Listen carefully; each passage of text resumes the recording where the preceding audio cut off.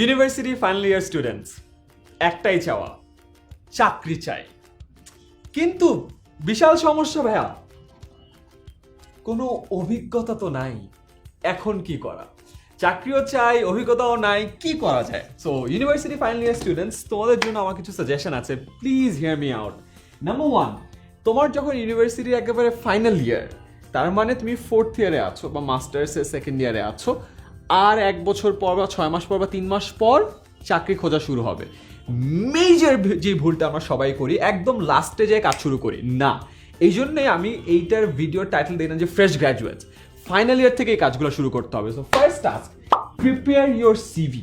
Final ইয়ারে তোমার CV একদম কমপ্লিট থাকবে। তোমার সিভির জন্য তোমার এক্সপিরিয়েন্স থাকে, এক্সট্রা কারিকুলার অ্যাক্টিভিটিস থাকে, অ্যাচিভমেন্ট থাকে, কি কি সফটওয়্যার জানো এগুলো থাকে, সার্টিফিকেটস থাকে।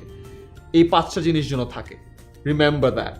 1 2 3 4 5 করে লিখে রাখো, যেন প্রতিটা জিনিস তোমার সিভিতে থাকে। কোনো একটা জিনিস যদি বাদ থাকে, তুমি কিন্তু মাইনাস পাচ্ছ। সেকেন্ড, বিডি জবসে তোমার প্রোফাইল খুলে রাখো, বিকজ চাকরি দেয়ার এবং নেয়ার সব থেকে বিশাল প্ল্যাটফর্ম হলো বিডি জবস। প্রচুর পোস্টিং ওখানে পাবা। এই পোস্টিংগুলোর জন্য তোমার একটা প্রোফাইল খোলা লাগে, open that app. LinkedIn, professional networking site. Social networking site যেমন ফেসবুক, প্রফেশনাল নেটওয়ার্কিং সাইট হলো লিঙ্কডইন। আমি এখনো বিভিন্ন ইউনিভার্সিটিতে যখন যাই, তাদেরকে কোয়েশ্চেন করি যে কার কার লিঙ্কডইন অ্যাকাউন্ট আছে, কেউ হাত তোলে না। ফেসবুক 1 হাত, 2 হাত, পারলে পাটাও তুলে দিই, প্রায় 3টে অ্যাকাউন্ট আছে, বাট লিঙ্কডইন অ্যাকাউন্ট নাই।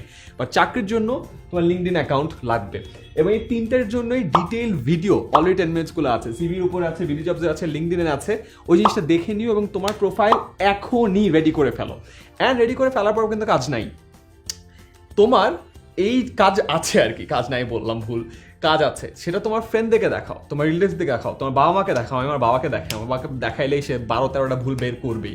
কিছু ভুল না পাইলে বলবে যে এমন ফন্টটা মনে হয় যাচ্ছে না, সো সে ভুল ধরবেই। সো ভুল ধরে ধরে ধরে ধরে জিনিসটাকে পারফেকশনে চলে আসে। অ্যান্ড অফকোর্স তোমার সার্টিফিকেটসগুলো সব আবার কালেক্ট করে গুছিয়ে রাখো, বিকজ চাকরির ইন্টারভিউর জন্য কাজে লাগে। সব কিছু প্রিপেয়ার্ড, এরপরে দেখো কোথায় ভ্যাকেন্সিজ আছে। নাম্বার ওয়ান, পেপারে ভ্যাকেন্সি পাওয়া যায়, চাকরির পেজগুলো আছে, খোঁজ নাও। ইন্টারনেটে পেপার পাওয়া যায়, ই পেপার আছে, সবগুলো পেপারের চাকরির পেজগুলোর থেকে যেন তোমার চোখ না সরে। মেক শিওর এগুলো সবগুলো যেন দেখা যায়। 2 নম্বর, ব্যাচ গ্রুপ।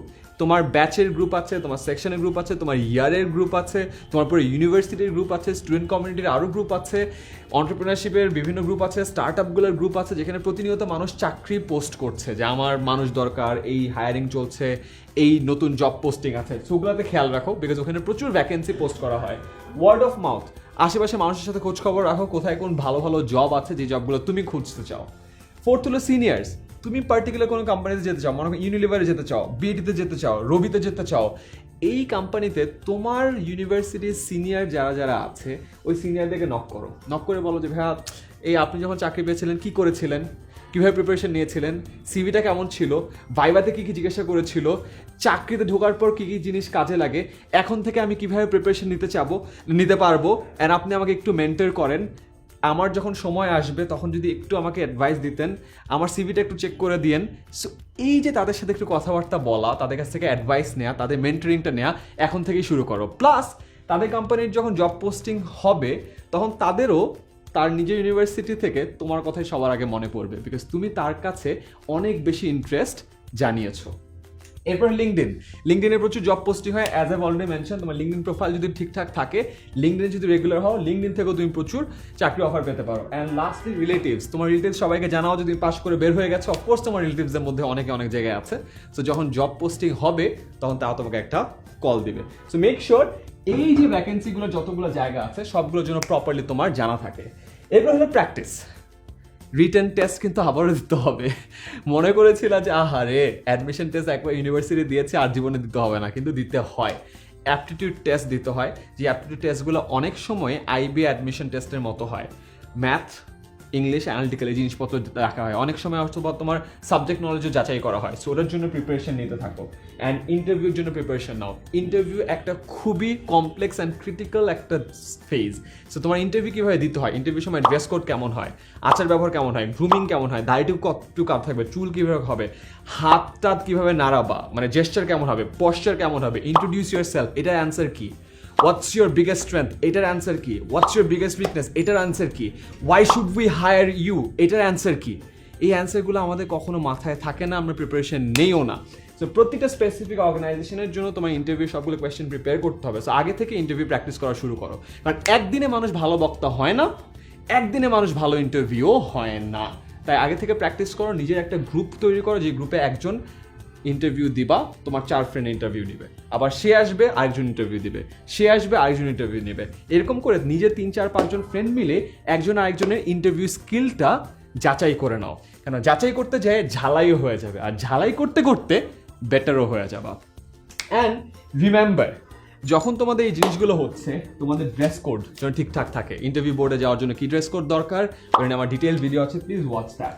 সেকেন্ড, এক্সপিরিয়েন্স একটা বিশাল জিনিস। আমরা অনেকে ইউনিভার্সিটি থাকা অবস্থায় বলি, বাট ভাইয়া যে কোনো একটা কাজের জন্য তো এক্সপিরিয়েন্স লাগে, ওই এক্সপিরিয়েন্সের জন্য তো কাজ লাগে, ওই কাজের জন্য আবার এক্সপিরিয়েন্স লাগে। সো এর মধ্যে আমি ঘুরতেছি, বাইর হবো কেমনে? এক্সট্রা কারিকুলার অ্যাক্টিভিটিস করো, পার্ট টাইম করো, ভলান্টিয়ারিং করো। একটু আগে আমার বন্ধু শুভ এখানে বসে আছে, ও বলতে যে আয়মান, জানুয়ারি মাস, এখন তো তোমরা ইজিলি ডিআইটিএফ এ সেলস রিপ্রেজেন্টেটিভ হিসেবে থাকতে পারবে। 2 দিন পর বই মেলা, ওখানে সেলস রিপ্রেজেন্টেটিভ হিসেবে কাজ করতে পারবে। কত অপরচুনিটি আছে এক্সপিরিয়েন্স গেইন করার, do that. Third, communication, Bangla এবং ইংলিশে লেখনির যে হাতটা ওইটা একটু জোরদার করো, এবং মৌখিক বা বলার যে দক্ষতা ওটাকে বাড়াও। এক্সট্রা কারিকুলার অ্যাক্টিভিটিস, তোমার সিভিতে লেখার মতো এনাফ এক্সট্রা কারিকুলার অ্যাক্টিভিটিস যেন তোমার লাইফে থাকে, মেক শিওর। এবং এগুলো যদি না থাকে, দেখা যাবে তোমার ইন্টারভিউ বোর্ডে বলারও কিছু পারছো না। And lastly, technical. এই ডিজিটাল জামানায় বেঁচে থাকার বিগেস্ট পে হলো সফটওয়্যার জানা, Microsoft Word, Excel, PowerPoint. So remember this few things and আবারও prepare CV, BD jobs, LinkedIn account and your certificates. And then ভ্যাকেন্সিগুলোর জন্য চোখ কান খোলা রাখো, তোমার পেপারে, ব্যাচ গ্রুপগুলোতে, ওয়ার্ড অফ মাউথ, তোমার সিনিয়রদেরকে জানাও, লিঙ্কডইন অ্যান্ড রিলেটিভ। স্পেশালি সিনিয়রদেরকে এখনই নক করো, তুমি স্পেসিফিক্যালি যেই কোম্পানিতে চাকরি করতে চাও ওই কোম্পানির সিনিয়রদেরকে। And finally, practice the written test and interviews. অ্যান্ড এগুলো ডিটেলস ভিডিওগুলো আছে, ওগুলোও দেখো। অ্যান্ড তাহলে তোমার আর বলতে হবে না যে ভাই অভিজ্ঞতা নাই কিন্তু আমি চাকরি চাই। তার কারণ হলো এই সবগুলো জিনিস যদি তোমার ঠিকঠাক থাকে, মানুষই তোমাকে চাকরি দিবে। অফকোর্স তোমাকে ডেকে এনে বসে যে ভাই আসেন চাকরি করেন, এভাবে হবে না। বাট এই কাজগুলো করলে চাকরি পাওয়াতে বাধাগুলো যেগুলো আছে ওগুলো আর থাকবে না। তো finally students, please do this, wish you all the best.